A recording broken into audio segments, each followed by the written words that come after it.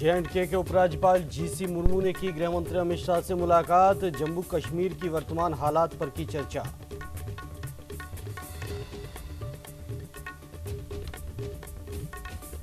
चीन को जवाब देने की तैयारी में भारत। सर्जिकल स्ट्राइक करने वाली स्पेशल फोर्स को लद्दाख में किया तैनात। जरूरत पड़ने पर चीन के खिलाफ उठा सकते हैं बड़ा कदम।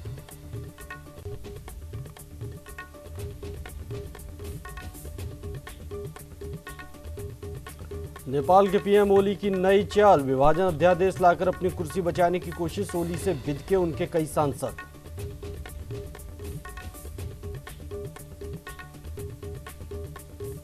निजी ट्रेनों को लेकर रेलवे बोर्ड ने की बड़ी घोषणा। साल 2023 से देश में दौड़ेंगी निजी ट्रेनें। कंपनियों को राजस्व का कुछ हिस्सा रेलवे को देना होगा।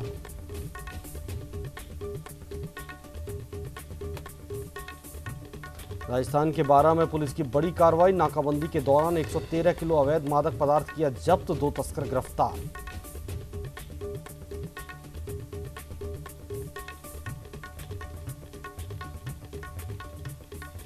नमस्कार, आप देख रहे हैं न्यूज इंडिया और आपके साथ मैं हूं भानु दीक्षित। जैसलमेर जिले में बुधवार शाम एक दर्दनाक हादसे में 3 लोगों की मौत हो गई जबकि 4 अन्य घायल हो गए। जानकारी के मुताबिक हादसा बारात में शामिल एसयूवी कार के पलटने से हुआ। इस दौरान एसयूवी में सवार दूल्हा दुल्हन गंभीर रूप से घायल हो गए, जिन्हें उपचार के लिए जैसलमेर मुख्यालय पर स्थित जवाहर चिकित्सालय लाया गया, जहां प्राथमिक उपचार के बाद दोनों को चिकित्सकों ने जोधपुर रेफर कर दिया। तो वहीं हादसे की सूचना मिलने से मौके पर पहुंची पुलिस ने मौका मुआयना कर मृतकों के शव को पोस्टमार्टम के लिए मोर्चरी में रखवाया। फिलहाल पुलिस मामले की जांच में जुटी है।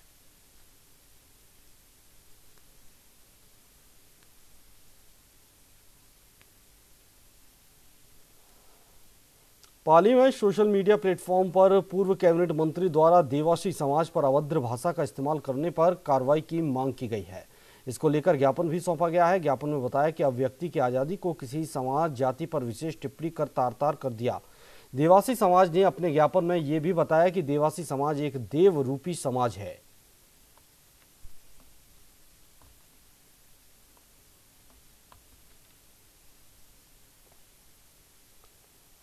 खबर राजस्थान के रावतसर से, जहां उच्च माध्यमिक विद्यालय को अंग्रेजी माध्यम में मर्ज करने के राज्य सरकार के फैसले के विरोध में कस्बे वासियों द्वारा धरना लगाया जा रहा है। आज 19वें दिन भी ये धरना जारी रहा। इस दौरान कस्बे वासियों ने आज एक जन चेतना रैली पीलीबंगा विधायक धर्मेंद्र मोची, संगठन महामंत्री कैलाश मेघवाल के नेतृत्व में निकाली, जो धरना स्थल से एसडीएम कार्यालय तक पहुंची।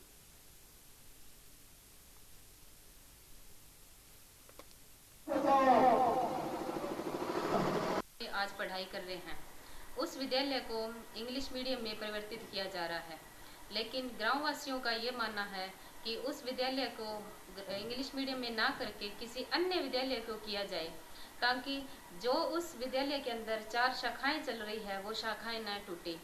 इस विषय पर आज 19वें दिन भी हमारा धरना जारी रहा। सभी ग्रामवासियों ने मिलकर ये विरोध जताया है सरकार से कि उस विद्यालय को इंग्लिश मीडियम ना किया जाए, अन्य किसी विद्यालय को किया जाए, उस विद्यालय को हिंदी मीडियम में ही रखा जाए, ताकि जो बच्चे उस विद्यालय में पढ़ाई कर रहे हैं उस बच्चों के साथ भविष्य के साथ खिलवाड़ न किया जाए। इस विषय पर आज सभी ग्रामवासियों ने रैली का आयोजन किया, रैली भी निकाली और उपखंड अधिकारी को लगातार ज्ञापन भी सौंपा जा रहा है।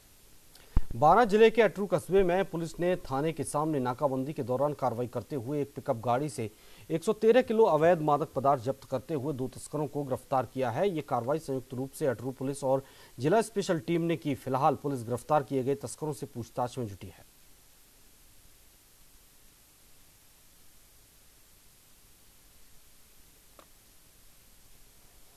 उत्तराखंड शासन द्वारा कुमाऊं रेंज के नए पुलिस महानिरीक्षक के रूप में नियुक्त किए गए आईपीएस अधिकारी अजय रौतेला ने जिला मुख्यालय स्थित आईजी कार्यालय में पदभार ग्रहण किया। वर्तमान में कुमाऊं परिक्षेत्र में डीआईजी जगतराम जोशी के सेवानिवृत्त होने के बाद मंगलवार को उत्तराखंड शासन द्वारा कुमाऊं एवं गढ़वाल क्षेत्र में पुलिस महानिरीक्षक के पद पर क्रमशः वरिष्ठ आईपीएस अधिकारी अजय रौतेला और अभिनव कुमार की तैनाती के आदेश जारी किए गए थे। डिस्ट्रिक्ट है, अपना इंटेलिजेंस यूनिट जो है उनको अलर्ट करेंगे, उनको एक्टिवेट करेंगे। संबंधित थाने वगैरह हैं जिससे कि जो भी उसके संबंधित आपात सूचना है उसको कलेक्ट करेंगे, तदनुसार कार्रवाई। पुलिस कर्मियों को आराम दिया जाएगा, लेकिन जो कि आप जानते हैं कि पुलिस की ड्यूटी 24/7 होती है। अभी हम लोग कोशिश करते हैं कि एक दिन उनको रेस्ट मिल जाए या उनकी जो नॉर्मल समस्याएं हैं उसको हम लोग सुनने की कोशिश करते हैं। बीच में कोविड की वजह से तो हम लोगों के लड़कों ने बहुत ज़्यादा काम करा, तो अब उसको फिर स्ट्रीमलाइन करा जाएगा जिससे कि एक दिन के लिए उनको रेस्ट मिले। फिलहाल रुकेंगे यहाँ एक छोटे से ब्रेक के लिए। ब्रेक के बाद फौरन लौटेंगे।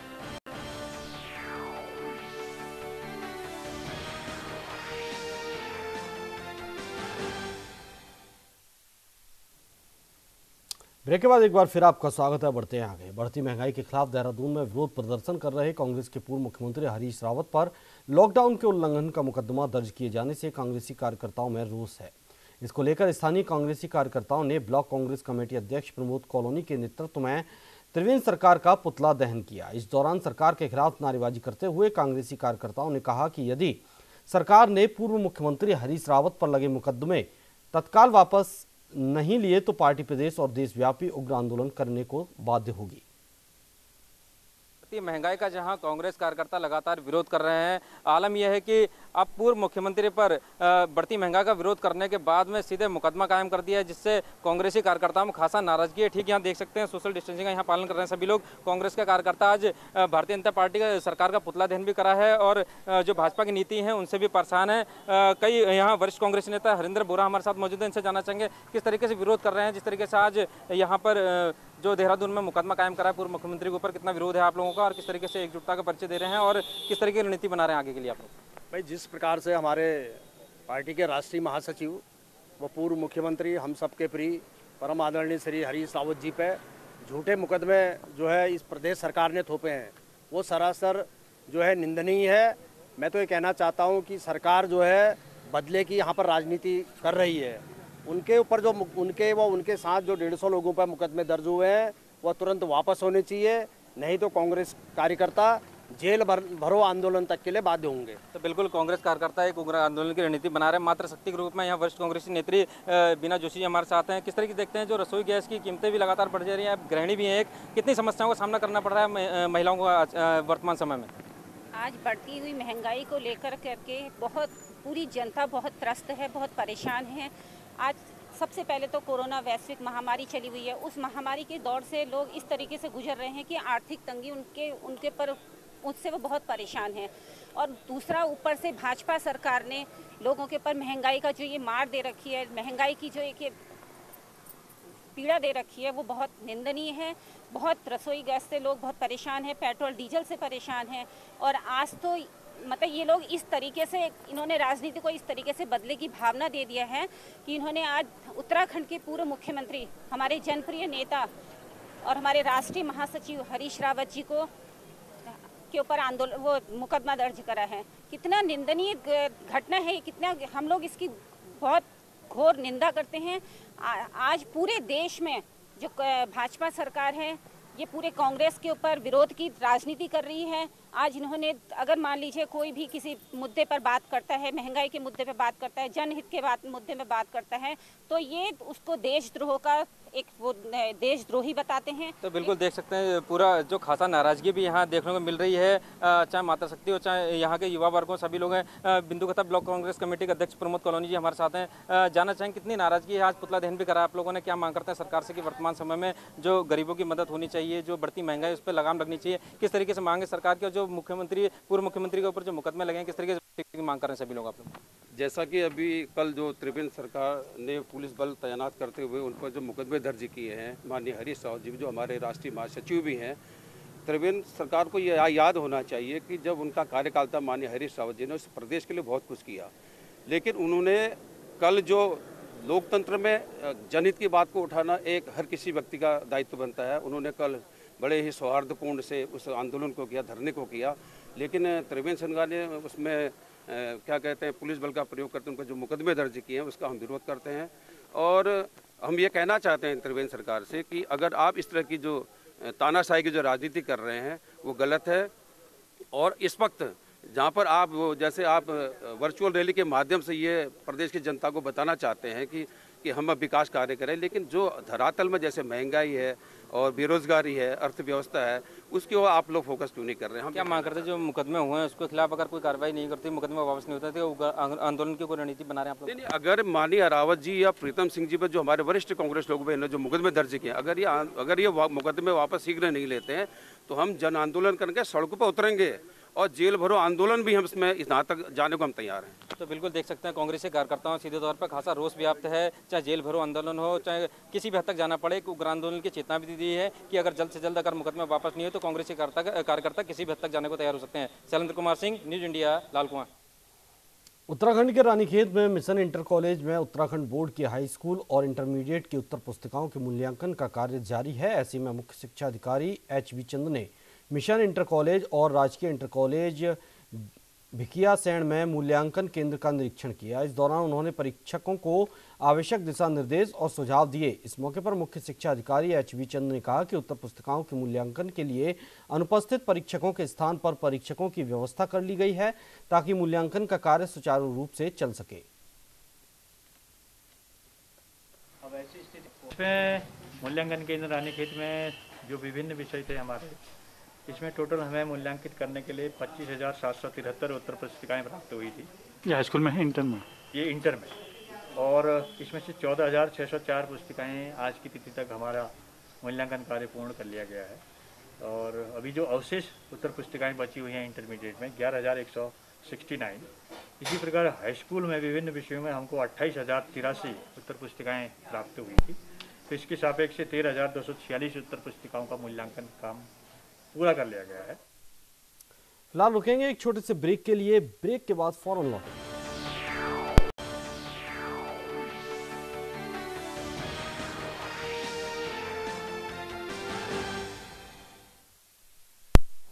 ब्रेक के बाद एक बार फिर आपका स्वागत है। बढ़ते हैं आगे। उत्तर प्रदेश के संभल जिले में ऑनर किलिंग का दर्दनाक मामला सामने आया। मामला संभल के धनारी थाना क्षेत्र का है, जहां प्रेमी युगल के शव पेड़ से लटके मिले। दरअसल 7 दिन पहले प्रेमी युगल घर से अचानक गायब हो गया था, जिसके बाद धनारी थाना क्षेत्र के गांव गड़ा से दोनों के शव बरामद हुए।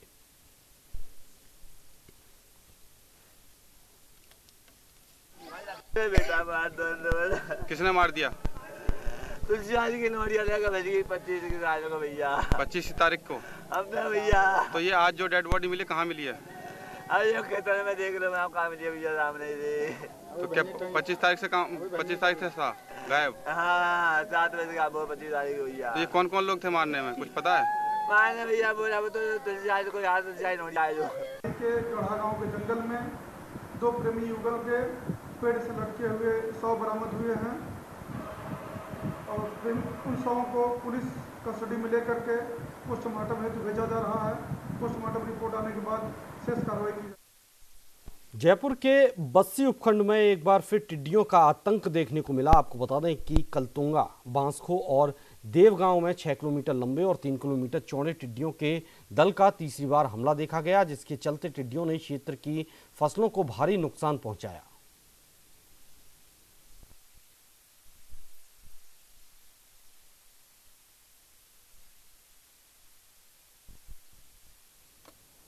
पेट्रोलियम की लगातार बढ़ती कीमतों ने आम उपभोक्ता की रसोई का बजट गड़बड़ा दिया है। जयपुर की मोहाना मंडी में अन्य राज्यों से सब्जी की सप्लाई हो रही है। इसके साथ ही सब्जी की आवक कम होने से भी सब्जियां महंगी हुई हैं, लेकिन पेट्रोल डीजल के दाम बढ़ने से भी सब्जियों के दामों में बड़ी बढ़ोतरी हुई है।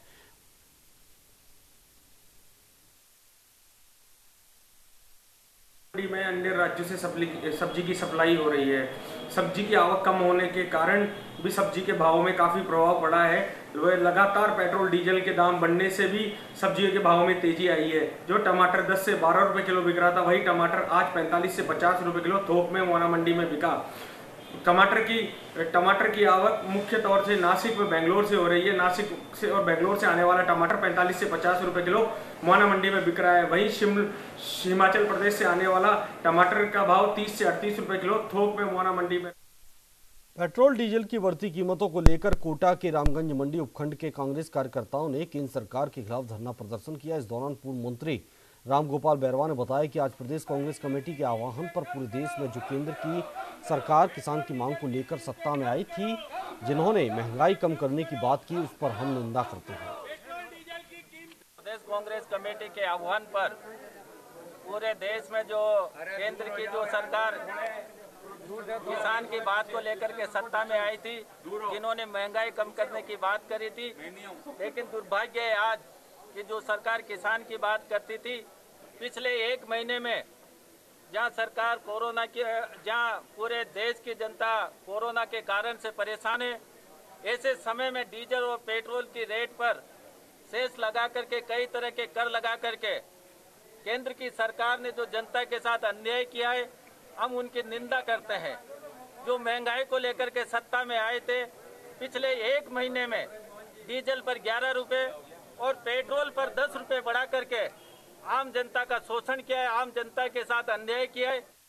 राजस्थान के बांदीकुई शहर में कोरोना वायरस संक्रमण से बचाव और सावधानियों को लेकर लोगों को जागरूक करने के उद्देश्य से जागरूकता रैली निकाली गई।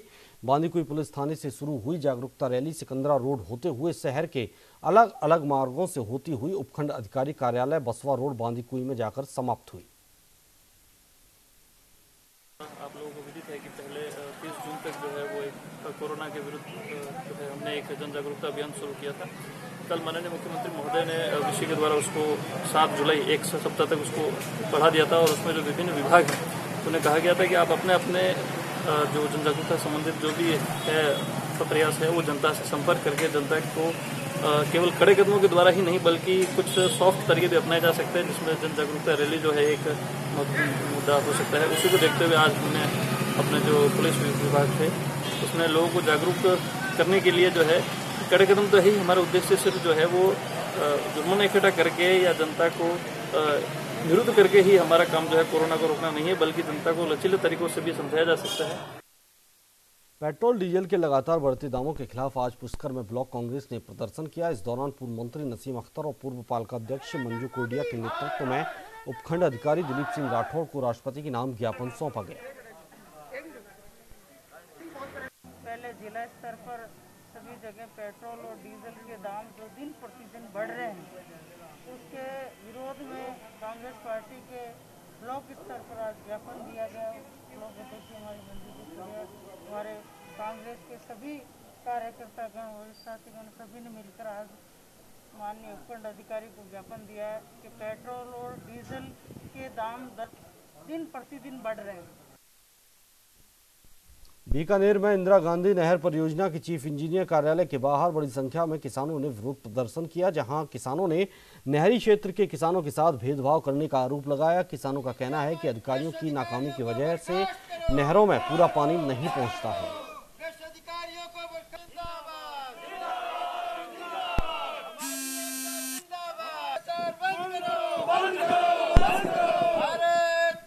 ये किसान खींचिया माइनर से आए हैं।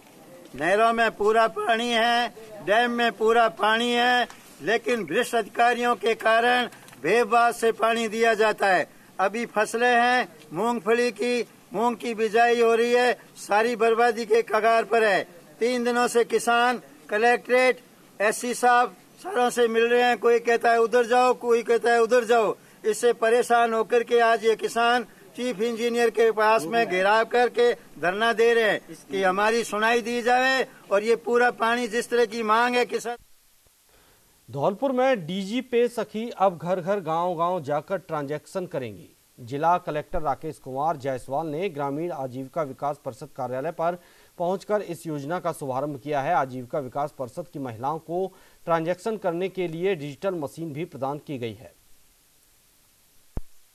महिला स्वयं सहायता समूह की जो डीजी पे सखी हैं, उनका एक ट्रेनिंग प्रोग्राम की शुरुआत की गई है और करीब 15 डीजी पे सखियों की नियुक्ति की गई है। पूरे धौलपुर में प्रत्येक ग्राम पंचायत पे एक डीजी पे सखी की नियुक्ति होनी है, तो और उनके लिए लॉ के लिए भी उनको व्यवस्था की जा रही है। तो इसके माध्यम से जब ये महिलाएं गाँव में जाएंगी ट्रेनिंग के पश्चात, तो उनके द्वारा पेंशन के भुगतान करेगा। धौलपुर जिले की पहल पर अब राजस्थान के सभी जिलों में ई मित्रों के माध्यम भी अस्पतालों के पर्चे बन सकेंगे। धौलपुर जिले में ई मित्र केंद्रों के माध्यम से रोगी पर्ची पंजीकरण की पहल करने को लेकर राजस्थान सरकार ने जिला कलेक्टर राकेश कुमार जायसवाल को वर्ष 2018-19 के ई गवर्नेंस अवार्ड देने की घोषणा की है। करते थे नीति आयोग के इंडिकेटर्स में अस्पतालों की व्यवस्थाओं संबंधी मुद्दे भी थे, तो ये महसूस किया गया कि लंबी लंबी लाइनें उसमें लगती थी। हम लोगों ने एक समाधान ढूंढने का प्रयास किया। अस्पतालों में जो रोगी पर्ची पंजीयन का जो काम हो रहा था, उसमें IHMS पोर्टल पे काम हो रहा था। हम लोगों ने ये देखा कि क्यों ना इस काम को इतना सुगम कर दिया जाए कि लोगों को लाइनों में नहीं खड़ा होना पड़े, लोग अपने घर बैठे अपने निकटतम ई-मित्र केंद्र से उनको जारी करा सकते। हमने IHMS पोर्टल और ई-मित्र दोनों को इंटीग्रेट किया, उनको उसमें एक्सेस प्रोवाइड किया। अलवर जिले में कोरोना का संक्रमण दिनों दिन बढ़ता ही जा रहा है। औद्योगिक क्षेत्र भिवाड़ी जहां हॉटस्पॉट के रूप में सामने आ रहा है, तो वहीं समय पर जांच रिपोर्ट नहीं आना भी परेशानी का बड़ा कारण बना हुई है। हालांकि मुख्यमंत्री की ओर से अलवर में कोविड लैब खोले जाने की घोषणा के बाद काम तेजी से जारी है। सभी देख रहे हैं कि PCR लैब के लिए न केवल मशीन्स की बल्कि सिविल वर्क की बहुत ज़्यादा ज़रूरत पड़ती है। जो पूरा मौका मुआयना आप देख रहे हैं, तकरीबन 30 से 40 लाख रुपया जो है वो construction work plus electric work plus बाकी चीज़ों के लिए लग रहा है। पेस हमारी ठीक चल रही है, इसको और बेहतर करने के निर्देश दिए गए हैं। सबसे ज़्यादा जो इम्पोर्टेंट चीज़ है वो PCR मशीन की अवेलेबिलिटी की है। इसी के साथ इस बुलेटिन में फिलहाल इतना ही। आप देखते रहिए न्यूज़ इंडिया।